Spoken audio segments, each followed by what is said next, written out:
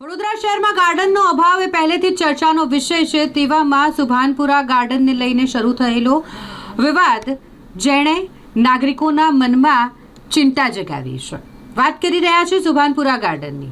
સુભાનપુરા ખાતે આવેલું ગાર્ડન જેને પહેલા વડોદરા મહાનગરપાલિકા દ્વારા એક્સટેન્ડ કરવામાં આવશે તેવો વાયદો કર્યો હતો, પરંતુ હવે આ ગાર્ડનને એક્સટેન્ડ કરવાને બદલે ગાર્ડનની બાજુમાં જે જમીન છે ત્યાં વર્કિંગ વુમન્સ હોસ્ટેલ બનાવવાની તૈયારી વડોદરા મહાનગરપાલિકા કરી રહ્યું છે, જેના કારણે સ્થાનિકોમાં ભારે અસંતોષ ફેલાયો છે। મોર્નિંગ વોકર્સથી લઈને સિનિયર સિટીઝન્સ બધા જ માટે આ ગાર્ડન ઓક્સિજન ઝોન જેવી ભૂમિકા નિભાવતું હતું, પરંતુ હવે દ્રશ્ય બિલકુલ બદલાઈ ગયું છે। પાલિકા ગાર્ડનને વિસ્તૃત કરવાનો વિચાર છોડી તેની બાજુની જમીન પર વુમન્સ વર્કિંગ હોસ્ટેલ બનાવવા તૈયારી કરી રહ્યું છે, અને એ જ નિર્ણયે સ્થાનિકોમાં ભારે અસંતોષની લાગણી ઉદ્ભવાઈ છે। આજે વહેલી સવારે ગાર્ડન બહાર લોકોએ સૂત્રોચ્ચાર કર્યા અને કડક વિરોધ નોંધાવ્યો।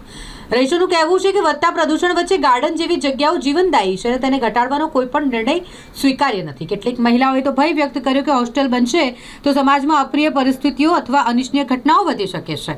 લવ જેહાદ જેવા કિસ્સાઓ સાથે ડર વ્યક્ત કર્યો। સિનિયર સિટીઝન્સનો તો સીધો પ્રશ્ન છે કે હવે વડોદરાને વર્ષો આપ્યા, હવે અમને અમારો થોડો શ્વાસ બચવા દો।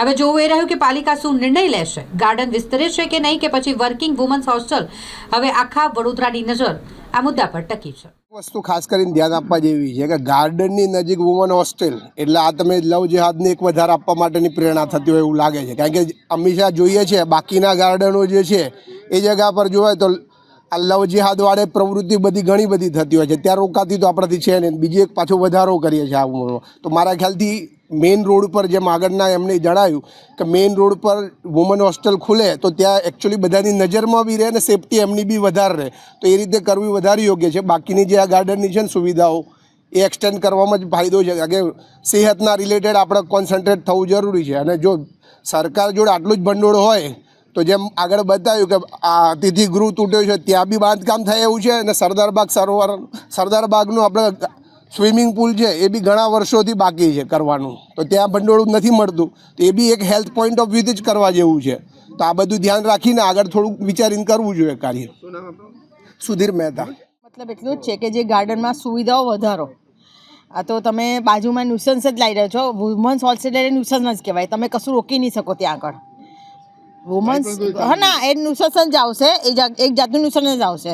આજકાલના બાળકો બહુ જ એ થઈ ગયા છે, એ તમે એ લોકોને શું કરવાના, ગાર્ડનમાં આવીને બેસશે શું કરશે? તો અહીંયા ઉંમરલાયક જે લોકો આવી રહ્યા છે એ લોકો ઘરે જતા રહેશે, પછી એ લોકો એમને કહેશે કે તમે મારા બાપ છો, આ સવાલ કરશે। જો બાળકો પોતાના જ બાળકો ગાંઠતા નથી તો તમે બીજાના બાળકોને કંઈ કહી શકવાના નથી। એટલે એક જાતનું ન્યુસન્સ આવી રહ્યું છે।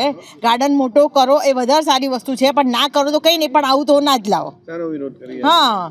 હા હોસ્ટેલનો તો વિરોધ કરવો જ જોઈએ, વુમન્સ તો હોવી જ ના જોઈએ, કે બોಯ್સ પણ ના હોવું જોઈએ।